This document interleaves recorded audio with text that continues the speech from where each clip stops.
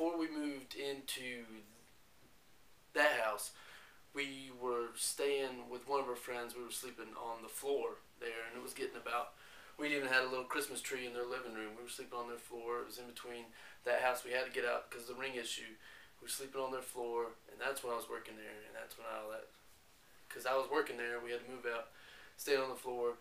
That's when I got talking. I needed a place, and that's when we moved in on the Christmas thing. All right, so now we're back up to here. All right, and a lot of things happened there. Kind of, we were going back and forth. She was doing her thing. I was doing my thing. We were melding in the middle. Then she went and to jail because she had wrecked my car, $4,000 worth of damage. I had showed up, and there wasn't even a hood on my car. She'd slammed into the back of another car, went down a dead end. The hood flipped up, went off. She ended up finding out it was a dead end, came back, but then there's people chasing her. She ended up going into a gas station there.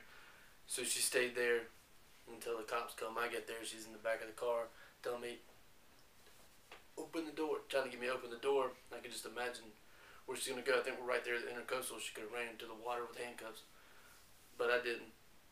So she was gone there, and that was, besides the reason why I had gotten divorced, that was probably one of the most painful times in my life, because once again, she had taken herself away from me to no fault but her own. So there was a lot of anger, and well, there was a lot of hurt there, and the hurt developed into anger.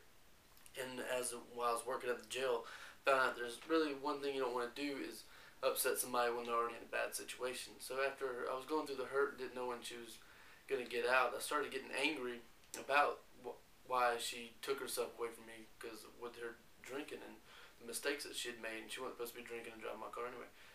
So I started getting angry, and I decided to, well, I mean, I decided to start distance myself away from that pain. So I tried to start blocking out and tried to start thinking of other options, and then I started hanging out with somebody, and I started hanging out with them. They just came out of a bad marriage, and then I was coming out of this, and it was kind of like we were hanging out together just to get over the pain. It was just nice to have somebody. I could see that her intentions were a little bit more than mine. Mine was just to try to forget and just try to move on and just try to put that pain behind me and just try to get some smoothness in my life. But after flirting with the idea, and then after I was in some situations where I did have the strength to say no, but it just got to one point where I gave in. It happened once. So when I went to meet her at the jail, they have video screen. She's somewhere else, and there's a video screen back to back. But even though it was a video screen, I still felt like I was looking into her eyes, because you're looking in the camera and you're looking at her eyes, and she asked if I had cheated on her, and I had told her that I wanted to break up, but in my head I was ready, but I couldn't lie, and then I told her yes.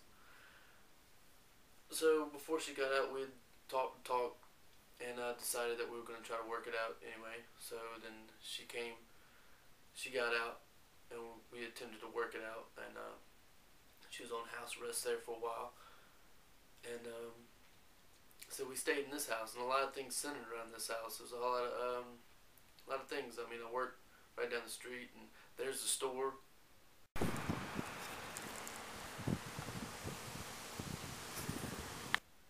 It was in walking distance. I used to use that store a lot, and then going back and forth. I'd work down the road at the bar, and then I also worked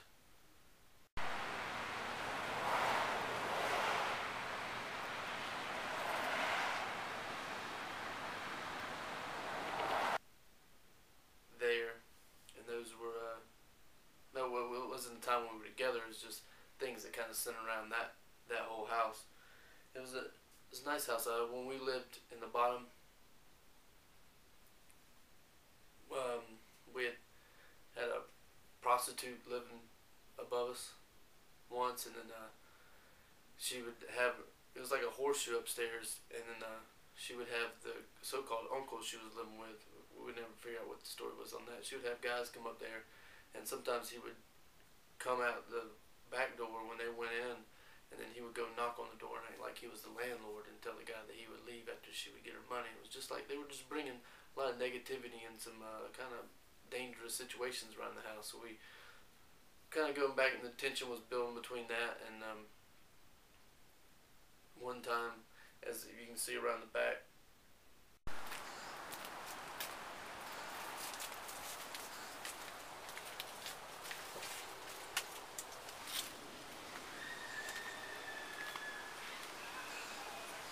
there is like where she used to smoke, and she would sit outside there.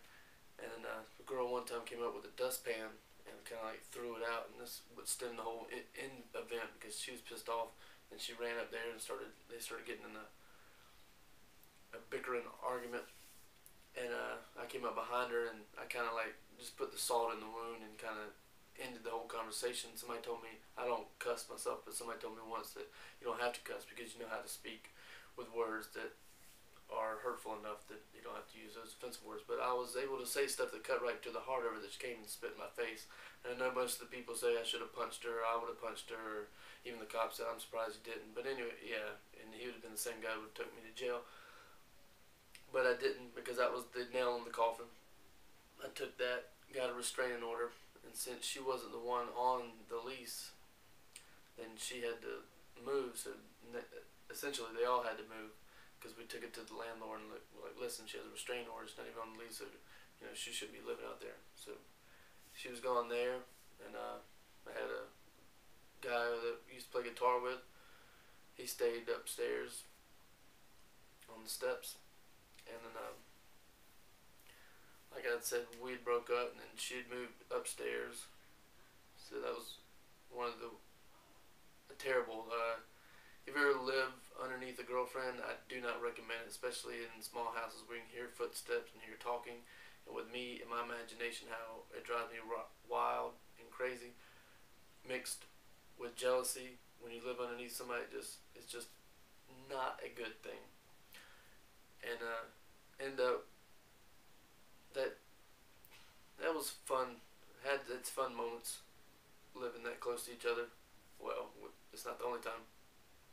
But we ended up working it out, and she moved back in. But when she was moving back in, you can see at the top there's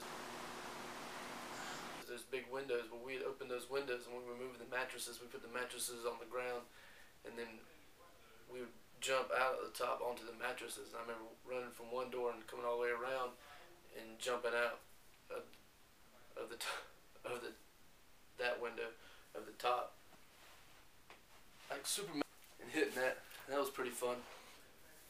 It was just a nice area. I remember one time, and this is the back area. You walk. It's a little grown up now. It wasn't at the time, but you walk over the bridge. And there's that big area right there.